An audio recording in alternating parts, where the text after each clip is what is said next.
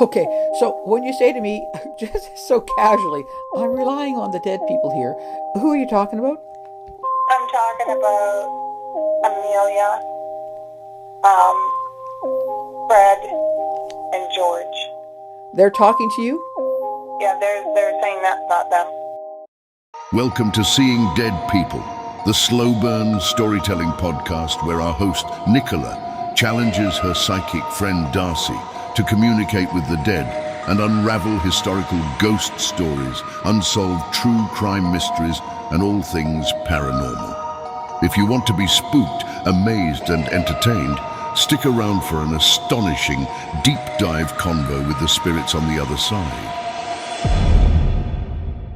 Radio Sydney presents episode 20, What Happened to Amelia Earhart. Hey, Darcy, good evening and welcome again to Seeing Dead People. Well, hello, Nicola, and thank you for having me on the show. Always look forward to it. Well, it wouldn't be a show without you, Darcy, so thanks for showing up. Gotta tell you, Darcy, I'm really keen this time to get your take on this 84-year-old famous mystery. It's been one of the most challenging for me as a storyteller. In order to weave a compelling tale, while simultaneously hiding our main character's identity from you as long as possible, I've had to be fluid with time frames. So we're going to move back and forth in time a bit quite quickly tonight. I hope that's going to be okay. Oh, yeah, and you're probably going to go, you did it again. Yeah, I know you will. So you were able to download the photos. No, I haven't. I just clicked on one and saw that it's there, so I should be good. Okay, so then open up photo number 1 if you would.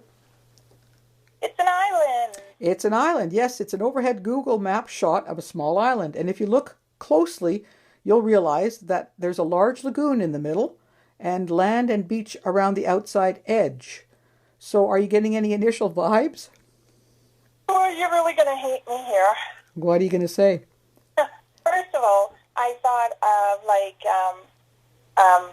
in the Pacific, and I was sitting here and I looked over to my daughter earlier tonight, and I went, who's that lady that went missing? Oh, get out of my life, Darcy. I did. And she goes, what lady? I said, you know the lady that tried to fly across, because I just read an article about a young girl who did her first huge solo flight. Yes, just recently. Yes, and I automatically thought of Earhart. Is that right? Amelia Earhart. And I said to her, I have no idea why that popped into my head. And now I'm looking at the island, and guess what? Yeah, guess what? Well, this has got to be a record because you've nailed it, almost before the first photograph, you devil. So we're going to have a few photographs to go through, but yes, we are going to talk about the tragedy and mystery of the disappearance of Amelia Earhart 84 years ago. She still hasn't been found, has she? Well, that I won't tell you till the end, okay? Okay, because I'm sitting here thinking, have they looked in this body of water? Keep that under your hat. You hopefully will zero in on that more closely as we go through. Okay. Okay, so I'm not telling you anything about this island at the moment, but yes, it's an island and you've nailed it. It's in the Pacific. And yes, we're dealing with Amelia Earhart. So let's go to our second photo, which is a sepia pic of a man. He's leaning against something. He's turned away from the camera. Can you tell us anything about him, Darcy? Okay, well, I'm going to guess he's a mechanic. It looks like a plane he's working on or something. Uh-huh. And somehow he is connected to Amelia, so is this her dad? No. But he's connected to her. Yes. Okay, so her husband. Nope. Really? Really? Okay, but he's still connected to her. No matter how I get around this, there is a connection between the two of them. Yeah, okay. All right. Try photo number 3. You get a shot of this fellow face on. It's can you tell us anything more about him? Okay. Well, I don't suppose he's got a JG sound to his name, like James Gordon, Jim. No, he doesn't. Huh.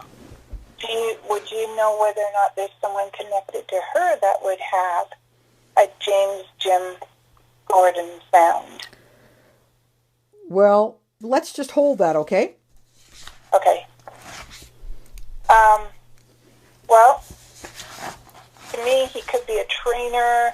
He could be an educator. I definitely feel I don't think he's her husband. I can correct that now. But there's a strong connection. Okay, yep, you're right. Okay, we're going to look at the last photo we have of this fellow on his own. You can now easily see his face. He's a very good-looking dude in his mid-40s. What do you think his significance is to this mystery, Darcy? Is he looking for it? That's what it feels like. Feels like he's looking for Amelia? Yeah. Okay, nope, he's not, but let's keep going. All right, so I'm going to tell you about this fellow. His name was Fred Noonan. He was born in Illinois in 1893. He was a sailor and a merchant marine during World War I, and astoundingly, Fred survived being a crew member on 3 vessels, which were sunk by U-boats. After the war, he learned to fly in the late 20s, and he became a well-respected commercial pilot and navigator with Pan Am Airlines. He met someone very famous in California about 5 years later. Can you guess who that person might be, Darcy? Oh, can we say Amelia? We can say Amelia. Exactly. So let's find out a little bit more about Amelia. Can you look at photo number 5? This is Amelia's home. It feels loved. Okay. There was this feeling of love, but and that there should have been joy here. Now, I'm not 100% sure if we're going to include her father in this joy, but I sort of feel like there is a lot of love attached to it. Oh, good. Okay, we'll have a look at the next photo, another photo of the house from a side shot of this mansion. By the way, we're in Kansas. Okay, this isn't like her grandparents' home, right? This is her home that she grew up in. Yes. Where she's trying to make decisions on what she wanted to be in life. Yeah. It's a lovely house, isn't it? It is a lovely house. I'd live in this house. I like the sort of sunroom or something at the side to the right. Yeah. And even though there may be a few spirits in this house, they don't feel like menacing, or they feel like they're there out of protection. Okay, so as you said, it is a house of love. Yeah. Okay, great.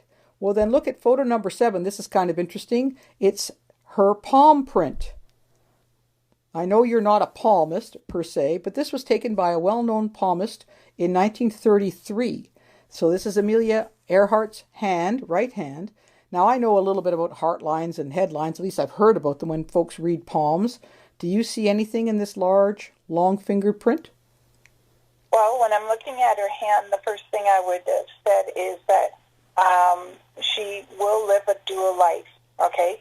And so when I think of her, I always think of how they use he, she now. And I think maybe there's a part of her that struggled with that identity.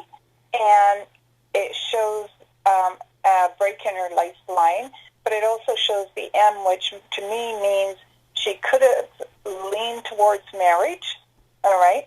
But the very fact that it demonstrates how headstrong she was. If you look at how she wanted to conform and be what other people wanted her to be, but if you look at this, it shows how there's so many crosses and crosses on her hand that it shows how conflicted she was. Now, she also has the star in her hand, which means she was destined to make a mark on life. Oh, cool. Okay, so can we unpack that a little bit? I see, in general, 3 large lines showing. From the top to the bottom, we've got one line going from the little finger across to the index finger. Below that, we've got kind of a slightly inverted line going from the middle of the palm to the, not to the actual index finger. And the last one is the bottom line coming up through the middle. So What are those 3 lines? Do you know? Heart, willpower, and life expectation. Oh, okay. So the one that's coming up, the hand, is life expectations? Yeah, it's life expectation, but if you notice, it's been cut several times. Yes. So it means normally there's some sort of illness that may have put her to, into the hospital for a while, and that she, by the looks of it, never truly recovered from it. Okay. Then it goes again, and then it's sliced right across, which to me means that would have been pretty close to her death line. Whoa. Oh, cool. Set the lines, and if you look at it, you see the one from the little finger, it goes up. Yep. And the other one comes up, and then there's one in the middle of the palm that goes across, and then you see two dual lifelines. That's why I said she may have struggled with who she was, but if you look at that, it forms an M. Oh, now I see it. We're on a little bit of an angle, right? Seeing the And M? look at it, and the fact that if she was born, was it June or July? Good question. I couldn't tell you the actual month. Okay, I'm going to say she was born somewhere in the time frame where part of June is Gemini, which is dual personalities, and then we go into the end of June into July, and we become Cancer, which is really headstrong, opinionated, sometimes struggle with who they want to be. Okay. So when I look at that, her lifeline, it tells me that she may have always struggled. She may have chose marriage, but did she do it out of convention, or did she do it because that's really where she wanted to be, to have a partnership? Okay. Okay. So when I look at it, it makes me question, no one really knows anyone. Right. And they've lived in their shoes. Right. Now, you mentioned at the very beginning of the discussion about the hand that there was a scar. Where is the scar that you see? Pardon me, Dorian here. I'm enjoying Darcy's deep dive psychic investigation into our missing aviator. Trust you are, too. Another personal favorite is episode 16, Seeing Dead People's Inquiry into the baffling injuries and inexplicable manner in which 9 experienced Soviet backcountry hikers perished over 60 years ago. That tale, Death in Dyatlov Pass, is bizarre enough, but I think you'll be amazed at Darcy's revelations about how and why the 7 men and 2 women died. An idea for your next chilling listen. Now back to our mind meld with flying pioneer Amelia Earhart. Okay, so when I'm looking at her hand, there's a scar right at the bottom. It's sort of a little dark, but it's also at the top of the one that goes from the baby finger and the one that comes up the center. There's a line right across, which cuts off her life expectation. Oh, okay. Yeah, I can see that. Well, she certainly had a shortened life, there's no doubt. But given her thumb, the length of her thumb, I would say that I would have liked to see if they could have flexed it, because if her thumb could have been flexed, it meant she was really independent. She'd follow her own head. But just by the looks of it, I would almost say that her thumb wouldn't go to a 90-degree angle. It'd probably be still around 45. And so she tried to please people. But so somewhere in her early 30s, she should have found her direction.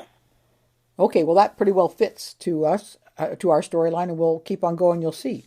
Well, then, let's have a look at Amelia as a child. Oh, sorry, before we get to see Amelia as a child, I want to just show you one last thing. I was hoping we would get to this photograph number 8, Darcy, with you still being in the dark as to whom we're talking about. So, what do you see in photograph number 8? It's the cockpit. It's 5B. Wow, look at that. Look how tight it is. I know. Can you imagine sitting in that? Well, I was actually going to say, where's the chair? Yeah, I don't know. This is just this is a plane she had before. Obviously, the other one, the one she was in when she crashed. This is a plane they had before, so maybe they've taken bits and pieces of it out of it. But I was hoping that you would then go, oh yes, I can see it's finally. You could see it was Amelia Earhart. But of course, as usual, you beat me to the punch, and this today really big time. Okay, well then let's meet Amelia as a young child. Flip along to photograph number 9. I think she looks very confident. What do you think of her? She does. Very mischievous. Even though she doesn't have that mischievous grin, she's got the perfect portrait there of a young lady. But there's just too much mischievousness around her. I think she's a ringleader. Do you? I do. Well, she certainly was, as you say, she was headstrong, and she certainly was a leader. So she was born in 1897 in Atchison, Kansas. Her parents, as you saw by the house, were pretty well off, and she was, as you said, she was very well loved. Now, did you know, I didn't know this, that Amelia Earhart had a couple of connections to Canada. The first one, she visited her sister, who was working in Toronto in 1917, and Amelia decided she would train as a nurse's aide and worked at the Spadina Military Hospital. And that's where she suffered from pneumonia, headaches, and sinusitis. And the sinusitis would plague her for the rest of her life. And so you mentioned that on her palm, that she had an illness that continued into her life. Okay. So mark up that one for you. And it was also in Canada when Earhart visited the Canadian National Exhibition, and she became transfixed by a World War I ace flying show. And a couple of years later, she hitched her plane ride to California. At that time, she claimed it changed her life. She proclaimed, I knew I had to fly. So she returned to the States, began lessons with another female aviator. She soon began flying regularly, even setting an altitude record for female pilots. And in 1922, she was the 16th woman in the U.S. to be issued a pilot's license. So take a peek at our next image, photo number 10. You'll see a young Amelia Earhart a few years later in 1928, looking dashing, I think, and mysterious in her flying gear. What can you tell us about her now, Darcy? Well, first of all, when I flip back and forth from number 9 to number 10, Yep. I not have known this was a female. The energy coming off of her is totally masculine. Ah. Very determined, and as though she's got a look in her eyes. She must have thought eventually she'd become an astronaut, because I feel like when I look through her, it's like I can see the world, literally. Really? Yeah. So that guy you introduced at the front, Fred, he was her trainer. Nope. Well, he drove with her. He was her navigator. He flew with her. Yes, he flew with her. That's right. He navigated the airplane. She flew the airplane. Okay. But he was in the plane with her. Absolutely. Yep. Both missing then. Yeah, that's right. Okay. Okay. That's why it was her dad or her husband, because they're together. Yes, they are together. Okay, well, have a look at, this is kind of fun. I always like when I see this, number 11, to have a look at this signature. Now, I think it's like classy, it's confident, and it's very stylish. Oh, it's very pretty. Do you feel that has a masculine or a feminine energy coming off it, if I can actually ask that question? A little of both. Uh-huh. But, see, when I look at it, I thought it said Andrew. Okay. The first, that looks like, you know, a combination of what I would do for a T or F. Yes. And I wouldn't have seen that, or an A even. Like, because, it is an A. Duh. I just made it bigger. Yeah, it's a little hard to see. Yeah. So, I still would have thought it said Andrew. Okay. Well, I think it's a very classy signature, I've got to say. Puts my signature to shame. Yeah, me too. You can actually read it, as well as it having some real class and style to it. Yeah. Okay. We know her end is still unknown, or to us anyway. And before we discuss that most fascinating part of her life, let's learn a little bit about her. So have a look at our next photograph, number 12, and tell us what you see. Oh. dad. Nope. Okay. So now we're going to go into that there is a connection. So the JG sound, George. Well done. Okay, took me a moment. So this is her husband, but she never took her husband's name. Well, no, because I think she could have been called Mrs. Putnam at times, but the main thing is she was Amelia Earhart, the aviatrix. She wasn't going to lose that. Yeah. So you're right. This is George Putnam. He was a book publisher, and Putnam is a famous book publishing company, and he was a great publicist. And together they began developing her career as a pilot, a lecturer, and an iconic endorser for many mass products, including Lucky Strike cigarettes, McCall's Magazine, and women's clothing. And it's neat, Darcy, she was an accomplished seamstress herself. And so her own designer clothing lines, nicknamed Active Living, sold everywhere. So she was a pretty remarkable individual. And you'll notice, if you look at her smile here, her mouth is closed. And Putnam suggested that she should close her mouth because she has that, I think, trademark famous gap-tooth smile. Yeah.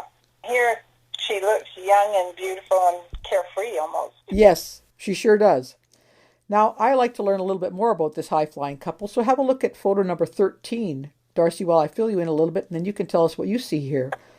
Okay. It took George 6 attempts to get Amelia to agree to marry him. He was a decade her senior, and it was his second time at the altar, but Amelia married him, but not without a condition. Believing marriage to be a partnership with dual control, she wrote to George Putnam on her wedding day, or their wedding day, "I want you to understand, I shall not hold you to any medieval code of faithfulness to me, nor shall I consider myself bound to you similarly. I may have to keep some place where I can go to be by myself now and then, for I cannot guarantee to endure at all times the confinement of even an attractive cage." Well, Pretty feminist stuff, huh? that is pretty amazing stuff. And the thing is that when you look at her, you can feel that. Her being confined or committed to one idea or object, and that's how she comes across. That's that confidence, that self-will to do what she wants. This picture, number 13, makes me just feel like their connectiveness is as a team.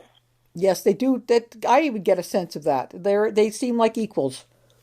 Yeah. And really, for him being so much older than her, and him agreeing to that, Yep. that's pretty amazing. Yep, I think so. He must have been quite a special individual. Especially at that time frame. That's in the 30s, right? That's right, exactly. Not a time when women were having any, role other than step backwards and to the right. Yeah. Okay, well then, in 1932, she became only the second person and the first female aviator to fly solo across the Atlantic Ocean, leaving from Harbour Grace in Newfoundland, another Canadian connection. She was following in Charles Lindbergh's wake, he having been the first to accomplish this 5 years earlier. Given her passion for flying, her aviation successes, and her tall, thin physique, which resembled Charles Lindbergh, Amelia Earhart was nicknamed Lady Lindy. So, after many more flights of daring do and many speed and aviation records later, Earhart was world famous and now had a single goal: a circumnavigation of the globe as near its waistline as could be, she said. Others had flown around the world, but her planned route would be the longest at 29,000 miles, following the equatorial route. Now I've got one last shot of Earhart with her husband in photo number 14. This shot was snapped in 1937, her last year alive. I've got to say, Darcy, she doesn't look very well to me. She's just 39, but she looks weary. She's got dark smudges under her eyes. What do you think? Well, that's exactly what I was feeling, is that she was tired, ill, and it made me think that she may have picked up some sort of bug or something. Mm-hmm. It was almost, she still has the energy in her eyes. If you look at her eyes, she still has energy, but her actual shell, it actually even looks like she might have lost some weight. Yeah, she does not look well in this picture. Now, I don't know the exact time frame, but obviously it's before the attempted world flight. Yeah. And I would have questioned her even taking the flight, but it definitely made a name for her. Oh, that's for sure. Yeah. Well, let's look at photo number 15, speaking of the flight, and this will show us, if you pinch it up a bit, the Lockheed Electra 10E aircraft, which is the one she took, registration number NR 16020. It's looking very sleek and powerful and ready for takeoff. It's a twin-engine airliner, includes a specially modified fuselage, which boasted gas tanks that could hold enough fuel to keep the airplane defying gravity for 24 hours. So, when you look at this airplane, I know it might be tough, but does anything come flying off to you? I'm going to take it as her last airplane, and it feels powerful. It actually feels indestructible. Oh, does it? Yeah. Oh, cool. Okay, well then let's have a look at what I consider to be the real Amelia Earhart, the aviator, in photo number 16. She's standing in front of her Electra 10E. She looks confident, healthy again, and I think very powerful. What do you take from that image? Oh, she looks very happy. She's gone gray. And she just looks like she knows where her destiny is. She's looking to her future. She's not looking anywhere else. Okay. Now, in order to fly around the globe, Earhart needed an expert navigator, and she found one in our friend Fred Noonan. Now, we've seen them together.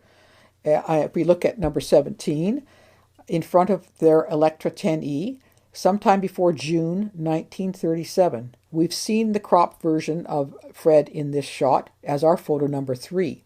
To me, the pair appear confident and relaxed, don't you think? Yeah, they look very comfortable with each other. I don't feel there's a hesitation. I don't think it's Fred, right? I don't think he likes having his picture taken. Mm-hmm. You know, they do look very comfortable together. I think they'd actually work well together. Right, well, they pretty well have to because they're going to be jammed into that aircraft for many days, for many hours. Okay, now let's finally get to the main event, Earhart and Noonan's circumnavigation of the globe in the Electra 10E. The pair taxied into the air from Miami, Florida on June the 1st, 1937, to fly across the globe while the world held its breath. They had begun 10 days earlier from Oakland, California, but were delayed by mechanical issues. So have a look at photo number 18, which shows the route across the world that Earhart flew. Okay, so they did get to New Guinea, right? That's right. And they would have had to fuel up there, wouldn't they? Right. All went well for 30 days. And as you can see, if you look into the map, they went across many countries, heading east and for 22,000 miles. So some of the spots they landed to refuel were Florida, Puerto Rico, Venezuela, Brazil, Senegal, Ethiopia, Pakistan, Thailand, Malaysia. We're working our way across the east. Finally, Australia. And if you look in our next image, number 19, this one really intrigues me, Darcy. We see a candid shot of Earhart and Noonan in Australia, sometime late June 1937. Again, we've seen this cropped shot of Fred before. It's our photo number 2. So they're talking together in front of the airplane. They seem unaware that they're getting a photo taken, and for the first time, I think we get a chance to witness the pair in the middle of the battle, so to speak. Yeah. They appear serious, in deep discussion, and I can see the strain they're under from their expressions and their body language. Very different from our photo number 17, where they both look relaxed and confident. They've now been flying alone together through very difficult and exhausting circumstances for nearly a month. So what do you get from this intriguing black and white shot, Darcy? Well, as strange as it may sound, I feel like Noonan, Yep. Fred? Okay, you can't see it, but I can. There's weight on his back, like he's packing the ship and he's afraid it's not going to make the trip, and she is trying to reassure him. Oh, okay. They're going to get to where they need to be, but I feel like at this point now, when I look, I feel like there's definitely still a mechanical issue now with the plane, but it's more because of how long it's in the air than the actual plane itself. Okay, well, you haven't mentioned a mechanical issue before. Tell me more about that. Well, I can hear, when you're in a plane and you can hear the engines? Yep. And I can hear something, but it feels, or maybe it's the feeling I'm picking up, that I hear click, click, like something's not sparking properly. Okay. Like when you go to turn on your car and your starter is dead? Yes. It's like that. Okay. And you're feeling that from seeing this photograph? Yes. And do you get a sense, for me, I get a sense that Fred is kind of discouraged and Amelia's kind of trying to boost his spirits? Absolutely. That's exactly what I would say too. Okay. Okay, cool. Okay, well, in late June, the Electra 10E touched down in Lae, New Guinea, a small mountainous country in the southwestern Pacific Ocean. Earhart and Noonan had only 7,000 miles left to fly. So, Darcy, I've been trying to imagine what it must have been like for Earhart and Noonan during the last hour or so. You'd think they were nearly home free. But the trick now was this next flying leg would be the longest and the most dangerous to come.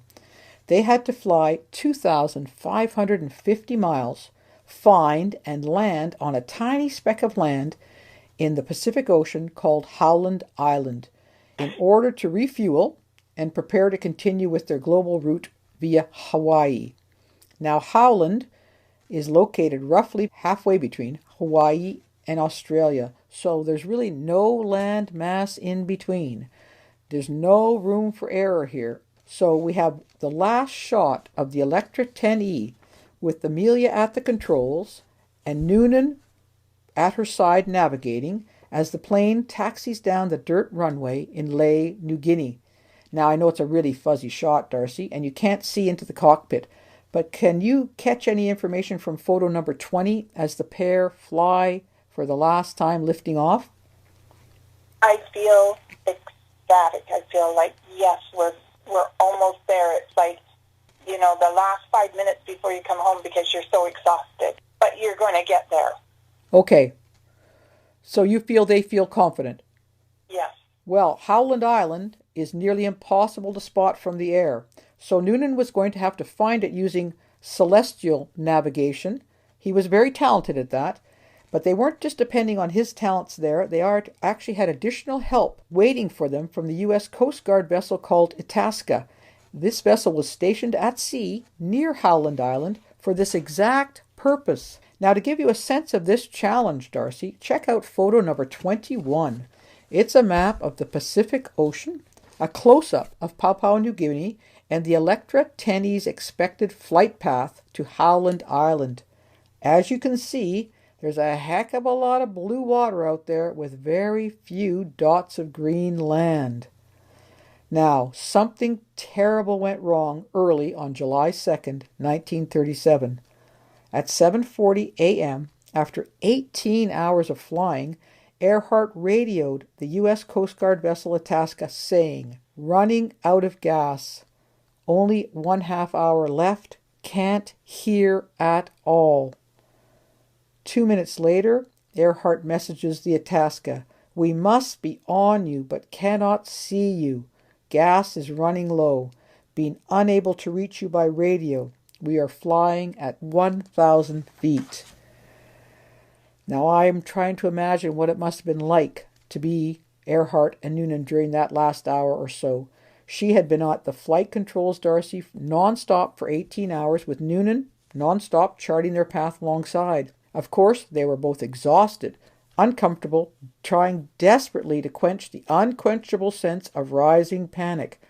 The weather was actually okay, but cloud cover was low, making it difficult to see what was below them. Tragically, they could not spot the Itasca, even when it blasted out towering plumes of black smoke, and they couldn't raise the vessel's radio signals. Amelia Earhart and Fred Noonan were all alone inside a thin metal cylinder, flying low and slow with that overwhelming enemy dread inevitably creeping in. Despite frantic communication efforts from Earhart and the Itasca, neither Noonan nor Earhart could clap eyes on the vessel or on Howland Island, or indeed, it seems, anywhere else to land. Amelia Earhart sent her last radioed message at 8:43 a.m., and no trace has ever been found of the Electra or her 2 crew members. So, Darcy, before we discuss what might have been happening to these 2 people and their airplane, I would like to know what you know. Well, I have that, the sinking feeling when you're hydroplaning. Oh, okay.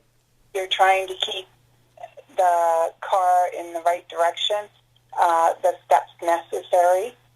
I actually hear dead quiet. Like, if they're talking, it's in their own head. Okay. Not actually talking, they're focused, they're concentrating, they're looking. And I think you said 1,000 feet? Yes. Okay, I think they were lower. Okay. Because they were looking for signs of land. They've gone past using, what's it called? It's a beacon. So they've gone past that, and now they're looking. Yeah, it is so quiet in this cockpit that it's like you could literally hear a pin drop. Well, when I was reading her last words, can you hear her at all? Do you have her voice? I have her voice, but I don't. You would think this would be panicked. It was like acceptance. Wow. Reading out this message, she's just stating a fact. They both came maybe to the same conclusion. Or I'm feeling more they're hoping that they're stranded, that they're not lost. Okay. Well, that brings us to the theories that abound. Now, of course, there's a lot of them out there, like human failure, faulty equipment, poor communications, a mix-up in radio frequencies, but there are 3 sort of most commonly held theories. So I'll take you through them and we'll see what you think. Theory number 1, the most boring and yet the most likely. The Lockheed Electra 10E simply ran out of fuel and crashed into the South Pacific Ocean, and Earhart and Noonan perished. What do you think of that theory? I'll hold on to it for a few minutes. Okay, good. All right, theory number 2. This one's starting to get a little more interesting. It's believed that the Electra was off track by about 5 miles and may have landed on an uninhabited island, was then called Gardner, but is now known as Nicola. Cool name. They may have lived as castaways for some time, but eventually died. Look at photo 22, an aerial shot of this small island. We saw this island in the Republic of Kiribati at the beginning of the show. The red circle indicates a possible crash location. They call it 7 Site. Now, support for this theory comes from claims from numerous radio buffs from far-flung places like Canada, the US, and Europe, that they heard distress calls from Earhart for days afterwards. Some of these claims have been debunked, but others are still tantalizingly possible. What do you hear, Darcy? I'm in favor of this island because as soon as I saw it, it is who I thought of. Right. But the plane is definitely underwater. Okay. And I think where they've got 7 Site, they needed to go up a little. On the same side of the island, that outside part? Yep, on the same side, but higher. Oh, okay. And when you say they need to go up, what would they discover if they went up?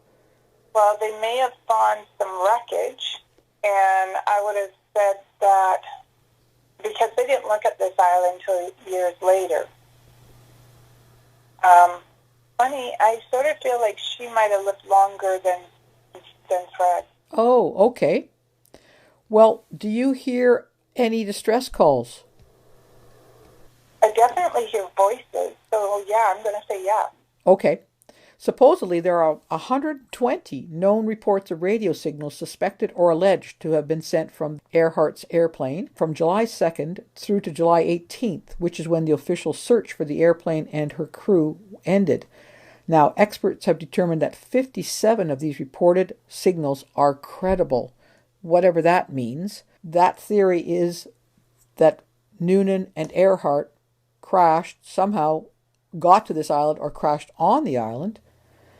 And it has some weight to it because in 1939, this island was then searched. And along with the search, they found some women's shoes and a navigator's sextant box, which is part of his equipment to make his measurements for the navigation. The bone measurements of the human bones were consistent with Earhart's height and origin, but the bones were lost in 1940. So what do you think of this theory, Darcy? I'm in favor of it. I feel that theory has more than them just crashing into the sea. Okay. What are you getting to have that? Well, just looking at the island itself, I feel really pulling to the part where if you go to the seventh site and you go up to the island where there's, and if you look at the water. Yep. Okay. And, okay, so I see images and I see like the shape of the forehead, the nose, the lips, and the chin, if you look at the island. And I would say in that area, it is very possibly where they crashed. Okay, I don't... That's neat. I don't see any image of a face profile there at all. Okay. Right to the point, if you look at it, the darker blue looks like the back of the head. Okay. Oh, okay. So you're talking sort of like an overview of someone's head. Yeah. Oh, all right. Interesting. I got to tell you, there's a third theory, and this is the hardest one to stomach. It goes like this. The U.S. military was aware that Earhart and Noonan had flown off course and had crashed somewhere nearby, that they were soon after, along with their airplane, taken prisoner by the Japanese forces who were occupying the nearby Marshall Islands in July 1937. And the theory goes they eventually died in Japanese prisoner of war camps. Now, the theory says that the U.S., knowing this, did nothing about it because they had cracked Japan's military codes. In order to raise the disappearance of Earhart and Noonan with the Japanese, the U.S. would have to reveal this most important secret, and they chose not to. Now remember, World War II was coming, it's on the horizon, and at this time in 1937, actually, the Japanese had invaded and were at war with China. So this third theory, that Earhart and Noonan were taken prisoner by the Japanese, is supported by a misfiled and very controversial black and white photograph discovered by accident in the U.S. National Archives. This photo shows a number of people on a harbor dock with multiple boats in the background. It's taken on Jaluet Island in the Marshall Islands chain, which is located just north of Howland Island in the South Pacific. Now I'm going to reveal this contested image to you, Darcy, as photo number 23. Before I walk you through the pic, what can you tell us about it? Well, there's several vessels in it and people, as you say, but I am not picking up their energy. Okay. Well, I'm going to take you through this photo in 3 stages because there's a lot going on here. So, first, if you could zoom in on the middle ground, far right to the back end of the vessel, okay? There's a large ship there and it's towing something. Now that something, after supposed expert review, is thought to be the wreckage of the Lockheed Electra 10E. I'm pretty uncertain as to what it looks like based on this photograph, but what do you, Darcy? It actually just looks like a white blob. That's what I say. Exactly. The photograph is just too unspecific. Okay, then, how about you zoom in to the left where there is a telephone pole at the left of the dock. You'll notice that most of the people on the dock are darker skinned, so they're probably locally natives. However, look to the far left right beside that telephone pole at its base. I know it's a little blurry, but there's a tall man standing there, facing us with dark hair. Obviously, he's Caucasian, it seems. This man is thought to be Fred. I've got to say, it's pretty blurry, but there could be a resemblance. What do you think? I'm going to say no. The hairline's wrong. Oh, okay. Okay, and so the stature of the person, my daughter would be better at this section than I would be, but the hairline's wrong. Okay, and are you picking up any energy from that image? I'd say he's probably British, but that's about all I'm picking up. Oh, okay. But I'm not feeling the same energy, and I just quickly went back and looked at Fred and Amelia's picture, and it's not the same energy. All right, well then, the supposed pièce de résistance here, Darcy, is in the dead center of this tableau. Please focus on the figure who's in white, sitting on the dock, wearing a white shirt and pants. This person is short-haired, thin, and is thought to be Amelia Earhart herself. What do you think? Again, I'm going to say, I don't think so. Okay. It's too broad in the shoulder.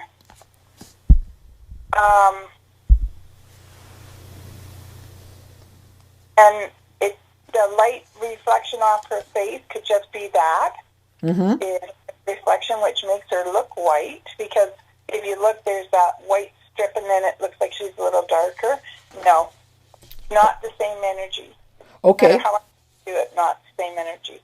Okay, well, have a look at photograph number 24 just for a final look, because it's that shot with the 3 key elements blown up. Do you get any better viewing there?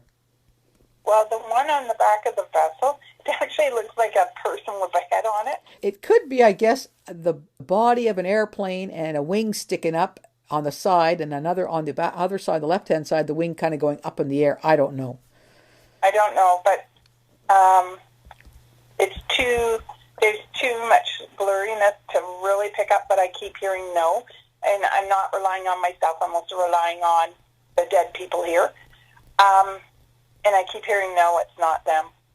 Okay, so when you say to me, just so casually, I'm relying on the dead people here, who are you talking about? I'm talking about Amelia, Fred, and George. They're talking to you? Yeah, they're saying that's not them. Well, that's interesting you say that, Darcy, because my understanding is this is obviously a controversial photograph, and in fact, it's thought to perhaps not even have been taken in 1937, but taken 2 years earlier. Yeah. Okay, I want you to go to the next photograph 25, because we have a little bit of a tantalizing idea here. You're not going to be able to read this now, don't worry. It's a report from a letter dated January 7th, 1939, and it has an explosive claim in the report. Now, what I've done, Darcy, if you go to the photo number 26, I've typed out the key information from that report. I'd like you to read that to us. Oh, just a minute. Yep, take your time. I just have to bring it up. Yep. Okay, so on 26, Yep. page of the report dated January 7th, 1939, with information that Earhart was a prisoner in the Marshall Islands, South Pacific. From records of the Office of the Chief of Naval Operations, General Correspondence, 1929 to 1942, U.S. National Archives. In part, the report says, on October 30th, 1939, a Mademoiselle Barrett, walking on a beach along the French Atlantic coast, found a bottle stop her with a cork over with which wax had been poured. Found in the bottle were a lock of chestnut-colored hair, a paper with the word in French, God guide this bottle. I consign my life and that of my companions to it. It also contained another piece of paper with this written in French. I have been a prisoner. That's Joliet. Jewish. Yep, Marshals. Mm-hmm. By the Japanese. In the prison there, I have seen Amelia Earhart, and in another cell, her mechanic, a man, as well as other European prisoners, held on charges of alleged spying on fortifications erected on the atoll. Earhart and her companion were picked up by Japanese hydroplane and will serve as hostages, they Japanese.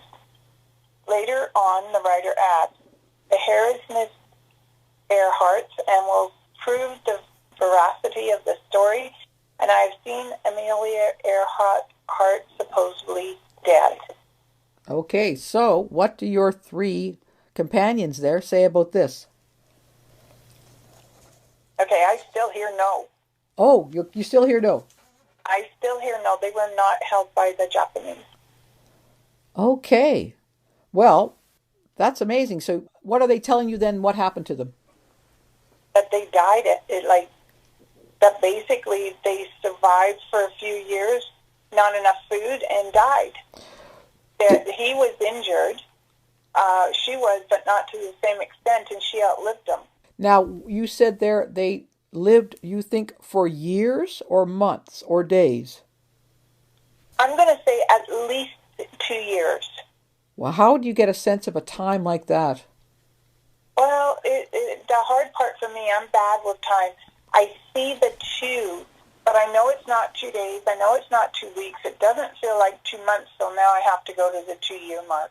Oh, okay. So, but you're not 100% on that? No, because it could have happened any time in that 2-year mark. But he would have been dead before her. Okay. And how do you know that? The way I guess it's the way they're describing it in my head. He died before her. That's what I keep hearing. Did they have provisions? How did they survive? Do they tell you anything about that? Literally, I'm going to say they had to live off the land. Okay. Were they able to make any radio communication attempts? Yes, and I'm actually going to say I'm pretty sure it's 45 attempts. How do you get that? Again, that's the number they're putting in my head. Wow. So, the bottom line is, Amelia Earhart and Fred Noonan are telling you, Darcy, that they crashed onto or nearby this island, but got onto the island, managed to be castaways and scrabble a living out for a while on this island until they both perished. Yes. And that Amelia outlived Fred. Yes. Wow. What is their sense of what happened to them? What do they give you an idea of how are they sad? Was it a horrible last time? What are you sensing? Well, I'm definitely disappointed that I didn't reach my finish line. Okay. I'm disappointed I wasn't directed properly. And interesting enough, one would think that Amelia would sort of bring Fred a little because he was using his trusty little instrument too. But given the cloud density there, I almost feel like there's a magnetic, like when 2 instruments come together and they're not working like magnets. Uh-huh. And pull it together, they push apart. Uh-huh. And that's what it feels like. Well, there was obviously some kind of serious miscommunication in the radio frequencies. Amelia seemed to be using either the wrong frequency or the Itasca was using the wrong frequency, but they couldn't communicate. Frustratingly, it must have been terrifying and very frustrating. Yes, but I know how to equate this now. You know how when you're talking on your cell phone and you dip down into a valley and the people are going, "Are you still there? Are you still there?" Yep. Well, that can happen even at the higher levels when you're in the air. There can be like a shortwave miscommunication with instrument if you happen to fly through an electrical storm. And not that I'm a pilot or anything, but my guess is that does happen. Mm-hmm. And that's what it feels like. So do you think then no one was at fault per se? It was environmental fault. Okay. But you mentioned something about Amelia not being directed. Well, because if we're relying on instruments and not taking the environmental conditions into consideration, then she's not directed the right way. Who's not directing her? I can't really say it's Fred, but he's the one who was her navigator. But he's not at fault because it's environmental. Okay. So bad luck. I hate that word. But, yeah, I guess we can call it bad luck. Okay.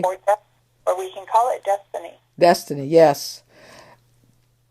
Do you think they're both okay with what happened? She still would have wanted to finish. Oh, yeah, I betcha.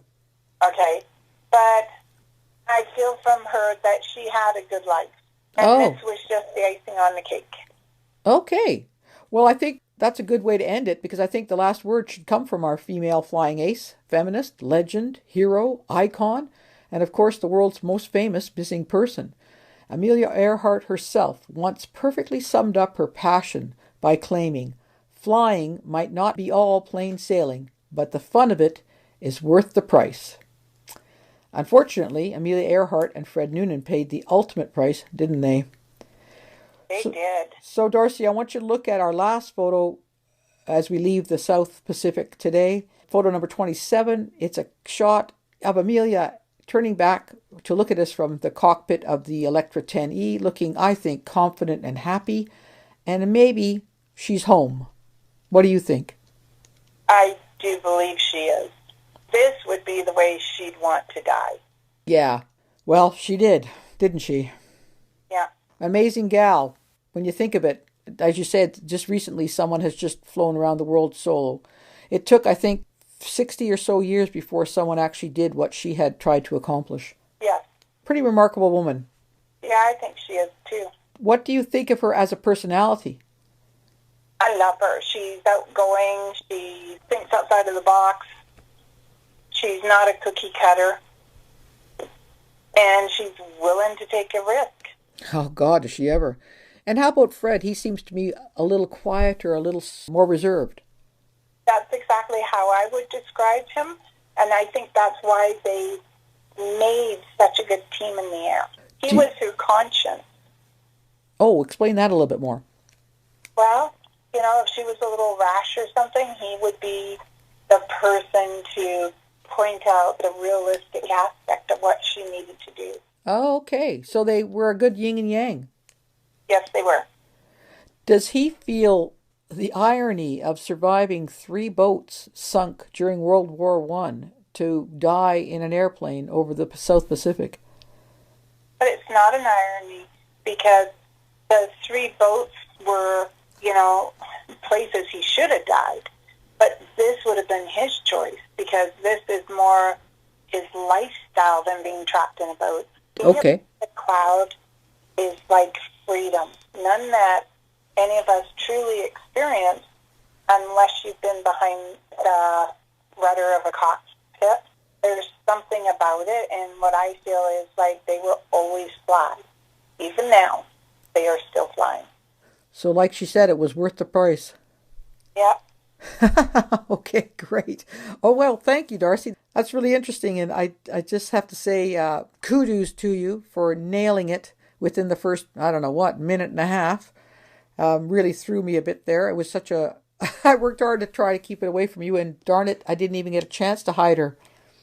Well, I think it's only because I read that article. I know, but you probably read many articles in the last couple of days, weeks, and this one struck you. That really stood out because I thought of her and I thought, wow. And then like I said to Ashley, I asked Ashley and I said, I have no idea why I'm asking you who she was. Yeah, but for you to look at the island and go, yeah, but you know that woman that crashed many years ago. That's great. I felt like when I saw this island, this is, to me, where she is. Yeah, okay. That's why the connection, you had it right there, and it's like you brought her home. That's amazing because I carefully chose that thinking there's no way on earth the idea of seeing a little island He had no sense of what ocean was in. He had no sense of the size of it or location of it. I figured that was a safe entry into the story and it wouldn't give anything away. Well, you have dead people around me, you know. Yeah, I know. I guess so. Okay, well, thanks, Darcy. If you dig this episode, you may also enjoy Death in Dyatlov Pass and the Somerton Beach Mystery. Both spooky and intriguing shows are available right now as downloadable podcasts on the Seeing Dead People webpage at radiosydney.ca. Thank you for listening to Seeing Dead People, where goosebumps are guaranteed. We would love to hear from you with questions for Darcy about her psychic process or suggestions for other mystifying situations you would like us to investigate. Please shoot us an email to info@radiosydney.ca with Seeing Dead People in the subject line. New episodes air on our website, radiosydney.ca, on the first Saturday of every month. Episodes repeat Saturday nights at 8 p.m. and Sunday mornings at 10 a.m., both Pacific time. All episodes are available as downloadable podcasts at our website or on our YouTube channel, Nicola Furlong Mysteries. I'm Dorian Mortis, weirdly keen on seeing dead people.